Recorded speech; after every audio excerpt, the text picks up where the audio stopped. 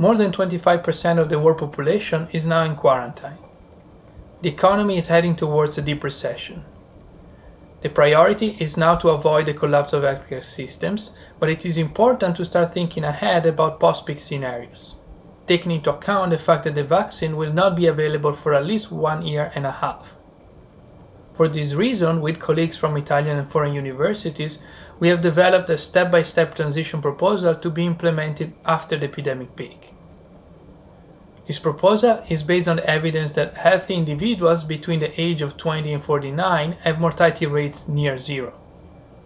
Countries could restart their economies by allowing these individuals to return to work on a voluntary basis.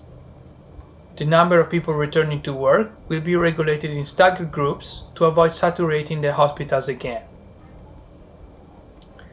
Those returning to work will be monitored through a special mobile app and will be frequently tested so that it is going to be possible to track in real time the number of infections and the channels of virus transmission on the workplace.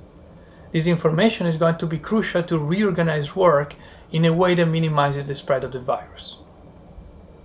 Volunteers who decide to return to work will also agree to temporarily move to the many hotel structures that are currently empty. This is aimed at making sure that workers remain isolated from the elderly and from those with chronic diseases, and to keep this latter protected from the infection. The young going back to work face the risk of getting sick and also the discomfort of being temporarily separated from their families.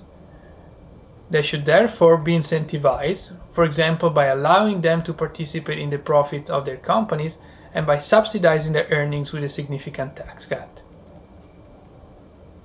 As far as schools are concerned, all education levels will continue to work remotely in the first phase, so that an adult will have to remain home with the kids. In the second phase, preschools and primary schools could be reopened with only teachers below 50. This will allow both parents to return to work. The selection of companies and workers resuming production should be decided carefully, starting with companies that play a central role in production chains and with the goal of minimizing issues in the supply of intermediate and final products. In addition, a fiscal compensation scheme will be structured to redistribute profits from businesses that will be able to reopen to those businesses that instead are forced to remain closed and their workers. Finally, a task force of experts from different disciplines must be formed at international or at least at a European level with the goal to implement and evaluate these steps.